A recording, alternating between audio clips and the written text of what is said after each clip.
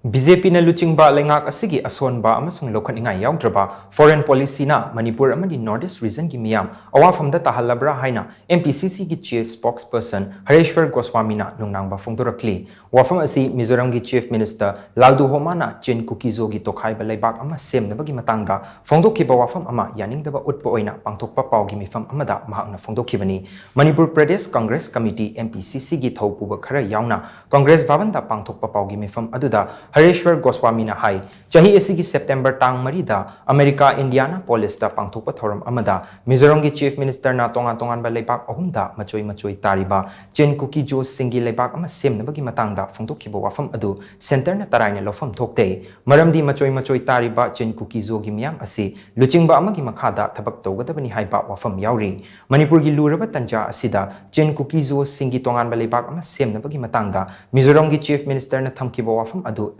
laibak thibani Chief Minister LALDUHOMA gi wafam adu Mizoram gi DIPR na fonglakpa maramna madu official oiba wafam ni haina loroidbagi maram laitei Manipur gi territorial integrity da yumthang nariba state singna khut thingzilakpa asi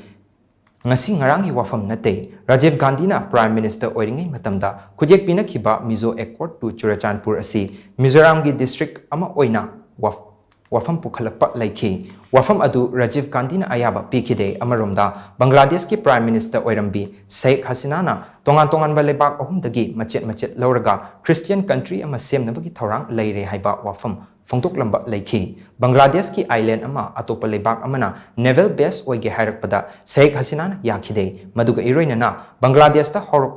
pa mahiroi singi iho amada tongsinduna Sheikh Hasina bu mafam lokthokhi amaromda Kukijo singi tongan ba leibak ama semnabagi matangda World Kukijo Intellectual Council na United Nations ki General Secretary da memorandum ama mamang chahi ki June thada pisinba laikhre oirakliba fibam sing asi yengluragadi Manipur da thokliba irang asi geopolitics ki achoba mami tadaba nate Manipur da thokliba irang asida atopa leibak ki aronba agenda yaurabra haibasi center gi intelligence na ngasi fawba khangdana leirabra haibasi achoba wahang amani BJP na LUCHINGBA LEINGAK ASIGI ASHONBA AMASUNG LOUKHATNINGAI YAODRABA Foreign Policy na Manipur Amadi Northeast ki Meeyam Awapham Da Tahallabra yaroi Congress Party ki oinadi India amasung Manipur gi integrity da sokadaba thabak thoram amata yabak ngamloi Party asigi oinadi parliamentary form of democracy amasung India gi constitution da chena thajaba thami haina HARESHWAR GOSWAMI na makhatana phongdokhi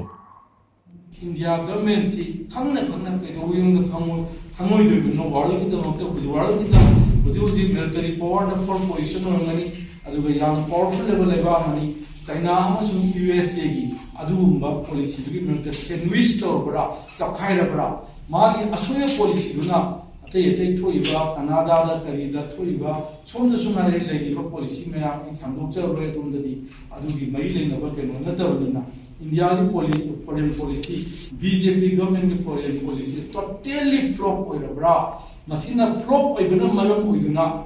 Nasagi leiba Brahmana 1947 da ning democratic na pudi bokode India da mani leina dana adumla adum foreign policy. Je China so dum changan dana adum leibani. Adu pan ni sarkar singina ngasi bokoda India ki leiba citizens sing amasung praja singu achuk yamna tamthina wahan da amasung sohan da se amukta tawkidri India ki ashonda foreign policy na BJP ki ashonda foreign policy na maramoi duna ikoi Manipur ki praja Northeast ki praja se wahan ba